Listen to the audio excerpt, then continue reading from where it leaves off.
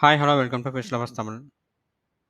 இந்த வீடியோக்குள்ள போறதுக்கு முன்னாடி நம்ம சேனலோட சப்ஸ்கிரைப் பட்டனையும், பெல் ஐக்கனையும் மறக்காம பிரஸ் பண்ணிக்கங்க. அப்பதான் நான் போடுற வீடியோஸ்லாம் உங்களுக்கு டெய்லி நோட்டிஃபிகேஷனா வரும்.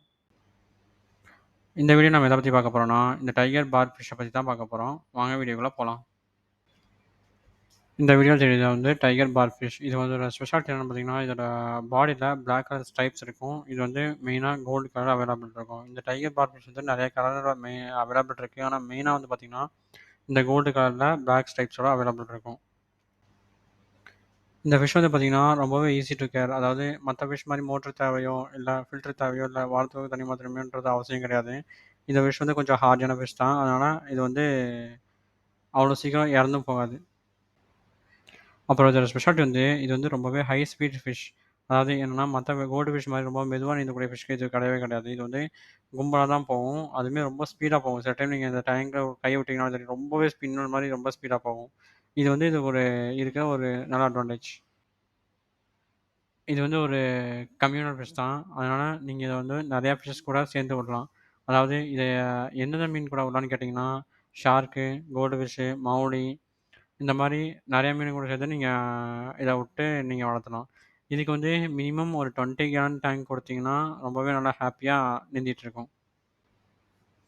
அப்புறம் இதோட ப்ரீடிங் வந்து மத்த ஃபிஷ் மாரி கிடையாது. இந்த ஃபிஷ் வந்து எக் லே பண்ணிட்டு, அதுக்கப்புறம் அந்த எக் தான் ஹேட்ச் ஆயி அ இதாகும். இப்போ இது வந்து எக் லே பண்ற மீனு அப்படின்றதுனால, பண்ற லே இது லே பண்ற எக்க இதே சாப்பிடுறதுக்கான வாய்ப்பு ரொம்பவே நெறையா இருக்கு. அதனால இத நீங்க எக் லே பண்ணோனே, இந்த ஃபிஷ்ஷ வந்து நீங்க வேற டேங்க்கு டக்குனு ஷிஃப்ட் பண்ணிடணும். அப்படி இல்லன்னா, இதோட எக்க இதே சாப்பிடுறதுக்கான வாய்ப்பு நெறையா இருக்கு. அதனால ஃபர்ஸ்ட்டு நீங்க பேர் எப்படி சூஸ் பண்ணலான்னு பார்த்தீங்கன்னா, நீங்க கடையில இதான் மேல், இதான் ஃபீமேல்ன்னு சொல்லிட்டு சூஸ் பண்ணிட்டு வர வேணாம். ஏன்னா, அது வந்து மேல், ஃபீமேல் சூஸ் பண்றதே ரொம்ப கஷ்டமா இருக்கும். நீங்க ஒரு டசன் ஃபிஷ்ஷ வந்து வாங்கிட்டு வந்து ஒரு டேங்க்ல விட்டுட்டீங்கன்னா, அது எல்லாமே கும்பலா சுத்திட்டு இருக்கும்.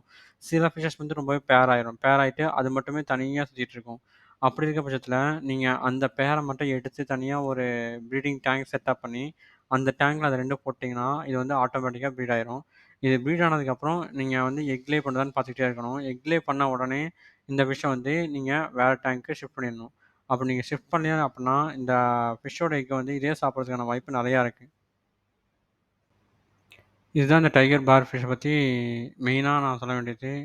இத தவிர உங்களுக்கு இந்த டைகர் பார் ஃபிஷ்ஷ பத்தி ஏதாவது டவுட் இருந்துச்சு அப்படின்னா, கீழ கமெண்ட் பண்ணுங்க. கண்டிப்பா நான் வந்து வீடியோ போடுறேன்.